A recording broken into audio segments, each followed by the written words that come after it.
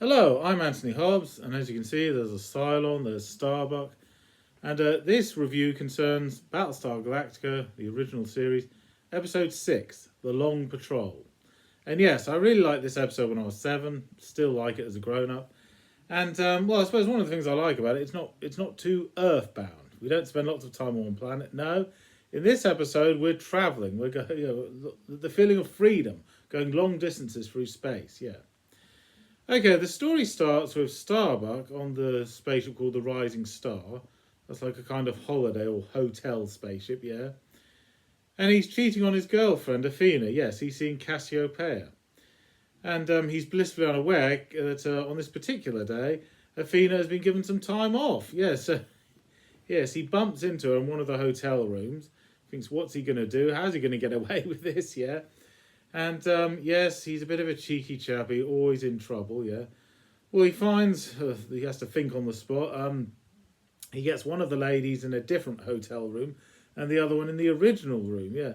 And amazingly, he gets away with it. Yes, he manages to have a half a meal with her, the other half meal with the other lady like that. And the waiter knows what he's doing, so he has to bribe him with qubits, yeah. And he almost gets away with it.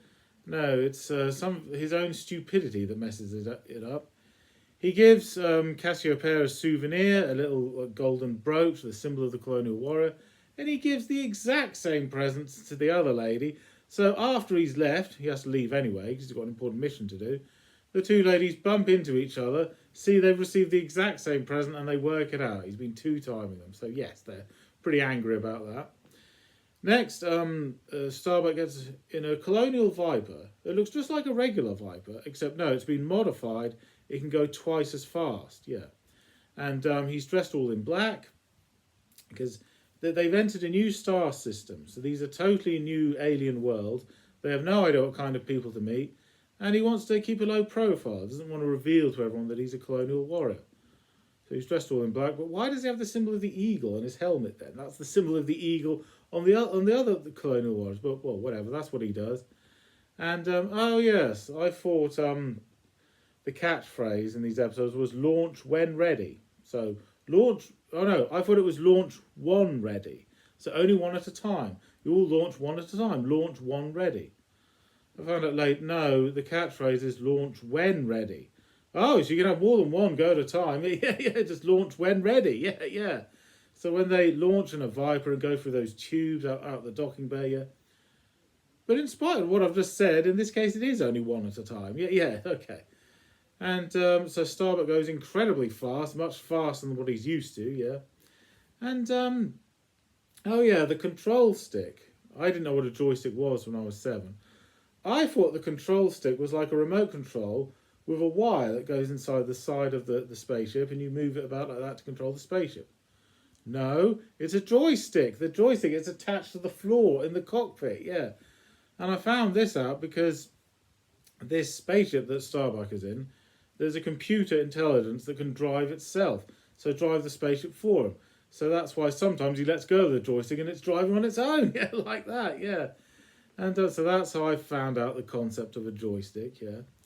And, oh yes, an artificial intelligence called Cora can drive the spaceship for him. So, yeah, Starbuck can drive it incredibly fast, the great manoeuvrability, but sometimes it's a bit intense for him. So, the Cora, the computer, drives it for him. And when she talks, these little red lights move the sound waves of her voice. Wait a minute. A vehicle that can drive itself, it can talk, and when it talks, the sound waves move with red lights. That's Knight Rider. Yeah, that's the same idea as Knight Rider, except this was before that, yeah. So I guess Glenn A. Larson, he thought this is a really cool episode. What if you did a whole series like that? Yeah, it's the precursor to Knight Rider, yeah.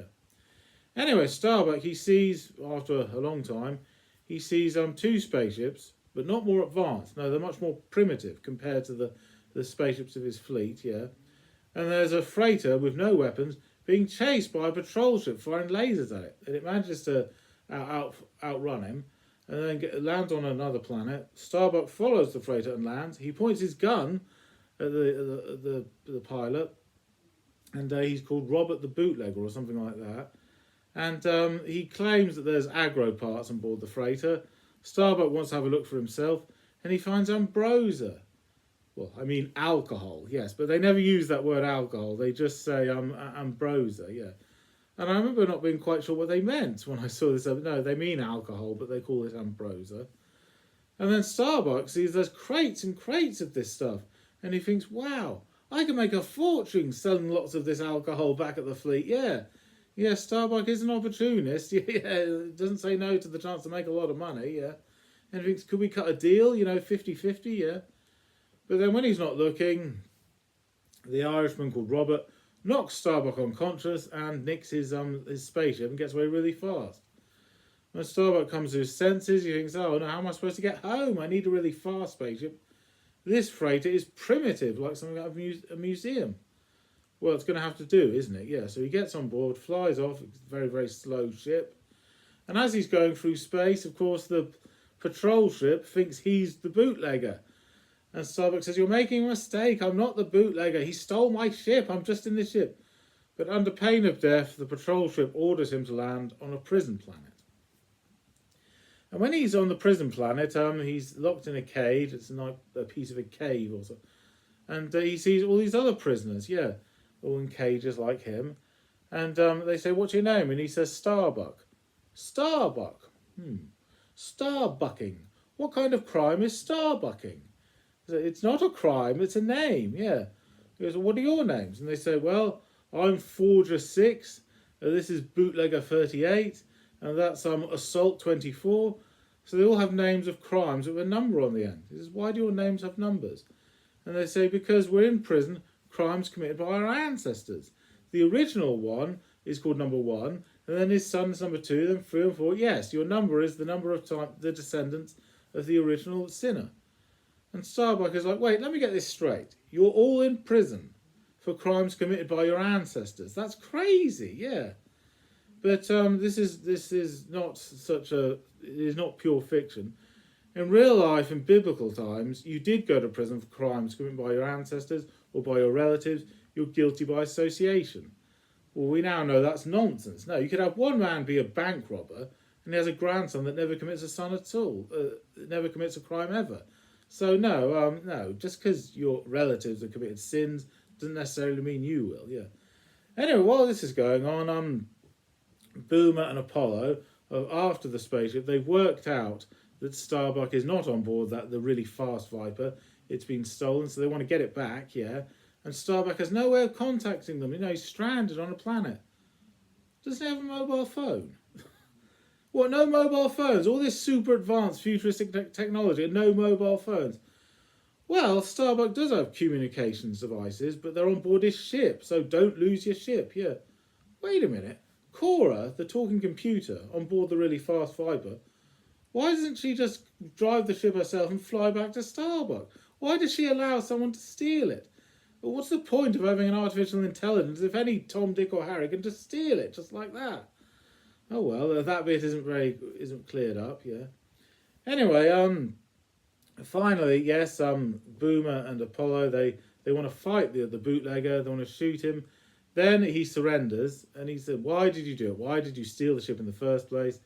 And he comes clean, he says he's desperate for money, and he had to get out of that prison planet. He thought, it's not fair that I'm there because of stuff my ancestors did. And he helps them, he tells them where to find Starbuck. Anyway, Starbuck back on the prison planet, and he gets another shock. You can open the cage. They're not even locked. And he says to the others, why don't you open your cages then? He says, we can't. We have to stay here forever. Well, what about your children and your grandchildren? Oh, they will contribute as we have. And we will make the ambrosia, for the colonies, yeah. So they make alcohol, and it's sold to the colonists. It's for morale, to boost morale for the war effort going on at the 12 colonies, yeah. And then Starbuck says, oh, this is ridiculous. This is going too far. You are human beings. You have rights, And besides which, they are not selling the alcohol to the 12 colonies. No, they sell it to the local planets and they get the profits for themselves. You're not working for a noble cause for the war effort. No, the war is over. I'm like, how would you know that? And Starbuck comes clean. He says, because I am a colonial warrior. That's how I know this. The war is over. And even while the war was going on, the 12 colonies don't even know this prison planet exists. You're making alcohol for it's all a lie. It's not for a noble cause at all. the prison guards are taking advantage of you and making the money and keeping it for themselves. This changes everything. So there's a bit of a rebellion, yeah. And then after that, Starbuck, his two friends, Apollo and Boomer, join him. They've got his spaceship back, so they go flying in their spaceships, yeah.